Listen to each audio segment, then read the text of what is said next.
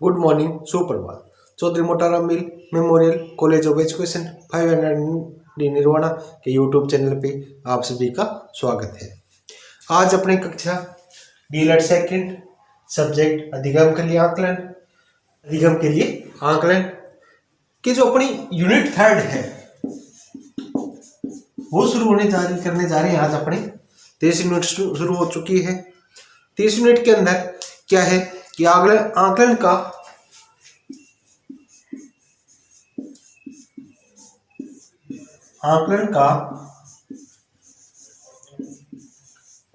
वर्गीकरण एवं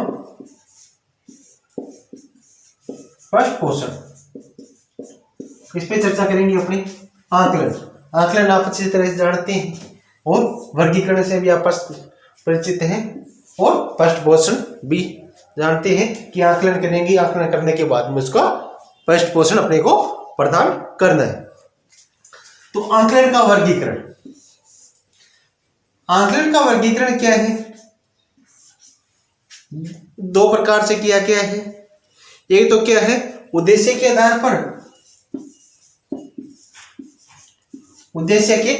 पर वर्गीकरण, और दूसरा क्या है आकलन का वर्गीकरण दो प्रकार से किया गया है। एक तो उद्देश्य के आधार पर और दूसरा विशिष्ट गुण के आधार पर, यानी आकलन के कौन कौन से गुण हैं उनके आधार पर वर्गीकरण किया गया है। उद्देश्य के आधार पर भी क्या है, इसे कई भागों में बांटा गया है। जैसे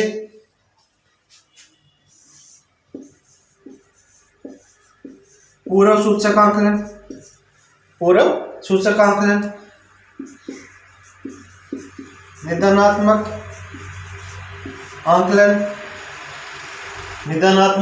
आकलन, रचनात्मक आकलन और योगात्मक आकलन।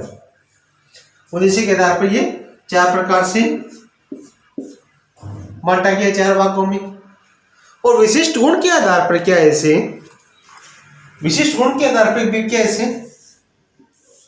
तीन भागों में बांटा गया है।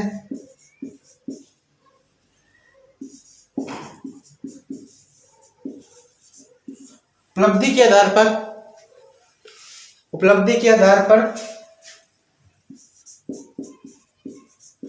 योग्यता या अभियोग्यता के आधार पर और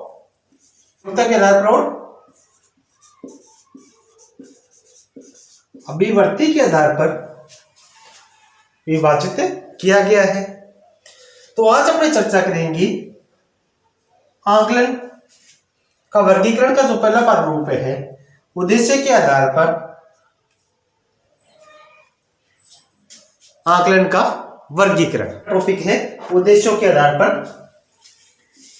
आकलन का वर्गीकरण।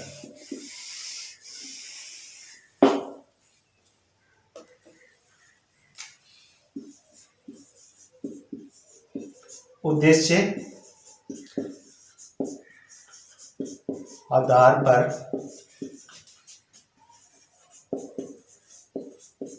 आकलन का वर्गीकरण।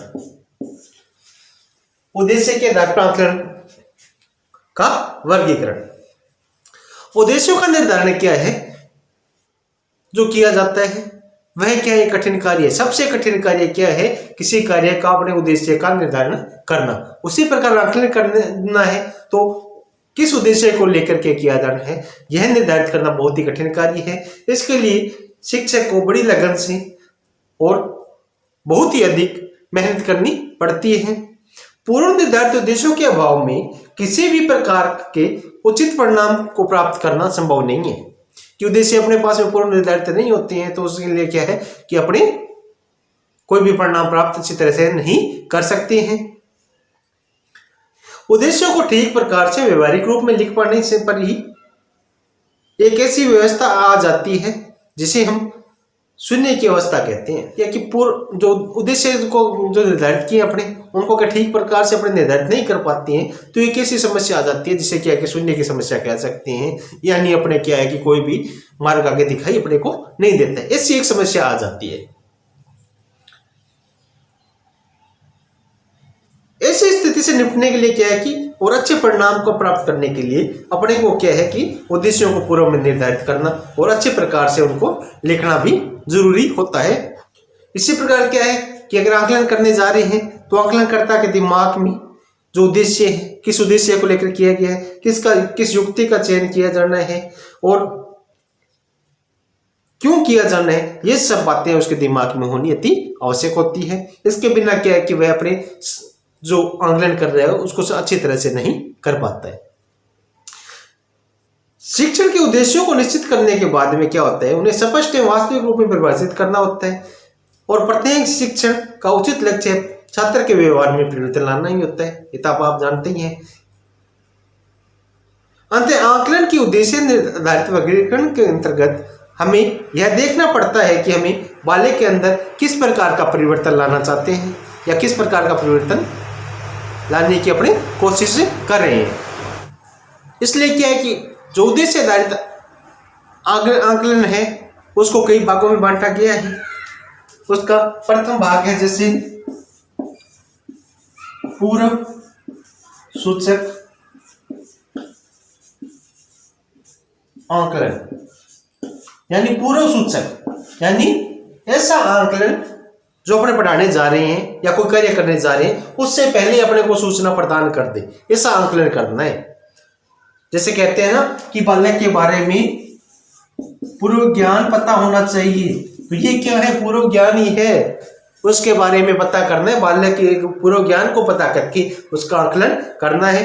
पूर्व सूचक आकलन का प्रयोग शिक्षार्थी के आरंभिक व्यवहार था निष्पादन का पता लगाने के लिए किया जाता है, ताकि उसे शिक्षण कार्य जो करवाना है या शिक्षण अधिगम प्रक्रिया को आरंभ करना है, इसके लिए क्या है कि जो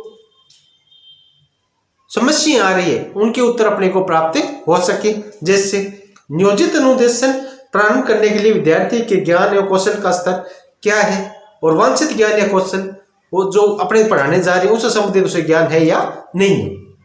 यह समस्या बालक की अपने सामने आती है। दूसरी क्या है कि अभी तक किस सीमा तक इसे ज्ञान है बालक को, क्या कुछ उसने बोध किया है, क्या कुछ उसने सीखा है, इसको भी अपने को पता नहीं होता है। उसका पता लगाने के लिए भी आकलन जरूरी है। ये किन किन कौशलों का उसमें विकास हो चुका है इसका भी हमें पता होना चाहिए। जो नियोजित अनुदेशन जो अपने देने जा रहे हैं उसके लक्ष्यों को प्राप्त करने के में ये जो उद्देश्य पूर्व सूचक आकलन जो है वह सहायक सिद्ध हो सकता है। विद्यार्थी की रुचि क्या है, कार्य करने की आदतें क्या है, उसका व्यक्तित्व विशेषता किस सीमा तक है, क्या है उसकी व्यक्तित्व विशेषता, इसके बारे में निर्धारित करना है। शिक्षण का कौन सा तरीका उसके लिए उत्तम है, इन सब का पता लगाने के लिए क्या है, इन सभी प्रश्नों का जो उत्तर अपने को प्राप्त करना है तो उसके लिए पूर्व सूचक आकलन अपने करते हैं। जिस प्रकार क्या है कि स्कूल में बच्चा आता है, नए स्कूल में जब बच्चा जाता है तो उसका क्या है कि प्री टेस्ट लिया जाता है। तो वो प्री टेस्ट इसलिए लिया जाता है कि उसे व्यवहारिक ज्ञान किस सीमा तक है, क्या कुछ है। आपने देखा होगा कि जब मैथ की बुक वगैरह होती है उसमें पिछली कक्षा में पढ़ेगी प्रश्नावली या पूर्व का दोहराने से करके कुछ प्रश्नावली शुरुआत में होती थी। वो किस लिए होती थी कि पिछला ज्ञान उसे पता चल सके कि उसे कितना के है। टीचर जब पढ़ाना जा रहे तो उस क्वेश्चन उसको दिए गए तो उसे व्यवहारिक नॉलेज विज्ञान उसके बारे में है कि नहीं है, फिर उसे आगे पढ़ाने के लिए शुरू कर सकता है। इन सभी बातों का अगर अपने को पता होगा तो उसे पढ़ाने का तरीका निर्धारित अच्छी तरह से किया जा सकता है, उसका मूल्यांकन भी अच्छी तरह किया जा सकता है और शिक्षण अधिगम की प्रक्रिया प्रारंभ करने विद्यार्थी के ज्ञान समझ एवं कौशलों का परिचय अपने अच्छी प्रकार कर सकते हैं। उसका अगर उसे कुछ पता नहीं है तो उसकी स्थापना किस प्रकार से करनी है, कैसे उसे ज्ञान प्रदान करना है, उसकी शुरुआत कहाँ से करवानी है, ये सब अपने को पता चल जाता है। इन सबको सुनिश्चित करने का तरीका क्या है, पूर्व सूचक आकलन है।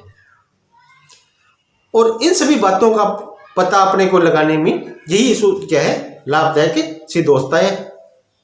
इस प्रकार पूर्व सूचक आकलन के लिए जो पुराने रिकॉर्ड है उससे संबंधित तथ्य हैं, विषयगत उद्देश्यों का पूर्व परीक्षण है तथा उसकी स्वयं की रिपोर्ट है या प्रश्नावली जो उससे संबंधित जो पूर्व यानी एडमिशन के टाइम उसका जो टाइम जो टेस्ट लिया जाता है वह है। अवलोकन की तकनीकें इत्यादि तकनीकों को पूर्व सूचक आकलन में काम में लिया जाता है, जिससे क्या कि बालक को किस संचय में डालना है, वो किस संचय में डाला और किस संचय में उसे अपने डाल सकती हैं ये अपने को पता चल सकता है। इसलिए पूर्व सूचक आकलन उसका किया जाता है और पूर्व सूचक आकलन के द्वारा ही क्या अपने बालक को एक सही ज्ञान दे सकते हैं, अपने को बालक के बारे में जानकारी प्राप्त हो सकती है कि अपने इसको किस लेवल में ये इसको ज्ञान है और किस लेवल किस तरीके से किस तकनीक से अपने को इसको ज्ञान प्रदान करना है। जिस प्रकार क्या है कि पूर्व सूचक आकलन आपको आप कोई भी पाठ पढ़ाना चाहते हैं, जैसे आपने लेसन प्लान तैयार किया, लेसन प्लान में आपने क्या किया कि पूर्व ज्ञान से संबंधित कुछ प्रश्न तैयार किए, कुछ प्रश्नों को पूर्व ज्ञान से संबंधित तैयार किया, उन प्रश्नों को जो अपने को पता है कि बालक को ये सिंपल क्वेश्चन है इसके आंसर पता होंगे, मगर फिर भी क्या है कि उसका पूर्व ज्ञान जानने के लिए जो विषय वस्तु अपने उनको पढ़ाने जा रही हैं उसका पता है कि नहीं है, तो उसके लिए अपने क्या है उसका एक आकलन करते हैं या उसके सामने कुछ क्वेश्चन रखते हैं ताकि वह बच्चा क्या है कि उसको आंसर दे सके और क्लास में एक रूटीन व्यवहार में वह आ सके और अपने को भी पता चल पाता है कि बच्चे पढ़ रहे हैं कि नहीं पढ़ रहे हैं। इसलिए क्या है कि पूर्व सूचक आकलन जो है इसके द्वारा अपने कौन सी शिक्षण विधियों को काम में लेना है, किस प्रकार बालक को पढ़ाना है, उसका पढ़ने का लेवल क्या है, यह सब पता चल सकता है। यह इन्हीं विशेषताओं के द्वारा अपने क्या है कि बालक को एक सही दिशा में और अपने शिक्षण अधिगम प्रक्रिया को आगे बढ़ा सकते हैं। क्योंकि शिक्षक जब आपको क्योंकि शिक्षक का जो शिक्षण कार्य है तब तक प्रभावशाली नहीं हो पाता जब तक कि बालक में व्यवहारगत परिवर्तन नहीं ला सकता। और व्यवहारगत परिवर्तन लाने के लिए सबसे पहला जो स्टेप है वह क्या है, उसका पूर्व सूचक आकलन है। क्योंकि उद्देश्य निर्धारित करनी है, उद्देश्य के आधार पर अगर उसका आकलन कर रहे हैं अपने या उद्देश्य उससे संबंधित निर्धारित करें तो उद्देश्य करेंगे किसका निर्धारण, जब उसके बालक के बारे में जिस क्लास में वो पढ़ने आया है, जिस क्लास के लिए अपने कर रहे हैं उस क्लास के बारे में अपने को पता ही नहीं होगा तो अपने उससे संबंधित उद्देश्य क्या निर्धारित करेंगे, किस लेवल पे उनको पढ़ाने जाएंगे, ये सब पता लगाने के लिए अपने को क्या है पूर्व सूचक आकलन बहुत ही जरूरी होता है। पूर्व सूचक आकलन के द्वारा ही अपने क्या है कि जो अपनी रणनीति है पढ़ाने की वह तय कर सकते हैं। बिना रणनीति के अपने कोई भी कार्य सफल नहीं होता है। इसी प्रकार क्या कि अपने जो पाठ्य योजना तैयार करें उसमें क्या कि उद्देश्य जो निर्धारित करते हैं, उद्देश्य निर्धारित करने के लिए या पूर्व सूचक आकलन अपने को बहुत ही लाभदायक सिद्ध होता है। पूर्व सूचक आकलन के द्वारा ही क्या विद्यार्थी की रुचि है, कार्य करने की जो आदत है उसे जो अपने कार्य देंगे।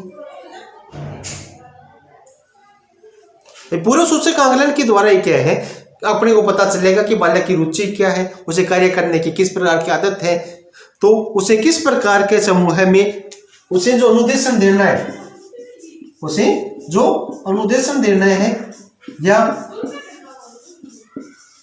शिक्षण कार्य जो अपने को करवाना है वह किस प्रकार करवाएंगे। उसे शिक्षण कार्य क्या है, व्यक्तिगत और सामूहिक दो प्रकार से उन्हें प्रदान कर सकती हैं। बालक को शिक्षण कार्य जो अपने कर सकते हैं या अनुदेशन जो उसे प्रदान कर सकते हैं दो प्रकार से कर सकते हैं। एक तो क्या है उसे सामूहिक यानी इस पूरी कक्षा के अंदर इकट्ठा, अगर कोई बालक है कमजोर है उसके बारे में अपने पूर्व सूचक आकलन किया है, उसके बारे में अपने को पता है, उसकी रुचि आते कार्य करने की क्षमता ये सब अपने को पता है, तो अपने क्या है कि उसे उसको डाल सकते हैं सभी के साथ में एक साथ उसे पढ़ा दिया। अगर कोई बच्चा कमजोर है, उसकी पढ़ने में रुचि नहीं है, वह अच्छी तरह कार्य नहीं कर सकता है, वह होमवर्क करके नहीं आता है, तो इसके लिए क्या अपने उसके लिए एक्स्ट्रा क्लास की व्यवस्था करती हैं, उसे व्यक्तिगत अनुदेशन प्रदान करती हैं, उसे पुनर्बलन प्रदान करते हैं, उसे मोटिवेट करते हैं ताकि बच्चा क्या है कि पढ़ने की रफ्तार में आ सके। तो ये सब बातों के बारे में के लिए अपने को लाभदायक कौन है, पूर्व सूचक आकलन। इसलिए उद्देश्यों के आधार पर जब वर्गीकरण करने जा रहे हैं तो बालक के बारे में सर्वप्रथम अपने को क्या है पूर्व सूचक आकलन करना जरूरी होता है। बिना पूर्व सूचक आकलन के बालक के बारे में अपने कोई भी प्रतिक्रिया नहीं दे पाते, न वे कोई क्रिया अपनी क्रिया कर पाएंगे, न उसकी प्रतिक्रिया प्राप्त होगी।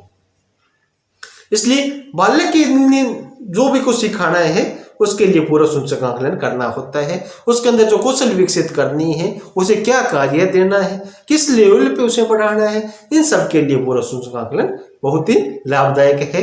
यानी पूर्व सूचक आकलन के द्वारा अपने बालक में नए ज्ञान का सर्जन कर सकते हैं। पूर्व सूचक आकलन अब कहें तो सामान्य भाषा में पूर्व सूचक आकलन क्या है कि बालक ने जो ज्ञान का लेवल क्या है उसके बारे में सूचना प्रदान करने वाला आकलन है। यानी बालक के बारे में अपने अंदर अपने को जो राय या अपनी राय जो उसके बारे में बनेगी वह किससे बनेगी, पूर्व सूचक आकलन। और पूर्व सूचक आकलन के आधार पर जो राय बनेगी उसी के आधार पर अपने क्या है कि उद्देश्यों का निर्धारण कर सकते हैं और उसका आकलन कर सकते हैं, किन उद्देश्यों का निर्धारण करके अपने आकलन किया है। तो ये थे आज की क्लास पूर्व सूचक आकलन जो उद्देश्यों के आधार पर करनी है। नेक्स्ट क्लास में अपने चर्चा करेंगे निदानात्मक आकलन। जैसे इसके नाम से स्पष्ट हो रहा है, निदानात्मक आकलन यानी निदान करना है, बालक की जो समस्याएं आ रही है उनका निदान करना है। अपने डॉक्टर के पास जाते हैं तो डॉक्टर क्या है अपने को ट्रीटमेंट देता है, दवाइयां देता है, दवाइयों से क्या अपने जो रोग है उसका निदान करने की कोशिश करता है। उसी प्रकार अपने जो निदानात्मक आकलन करने उस पर अगली कक्षा में अपनी चर्चा करेंगे। धन्यवाद।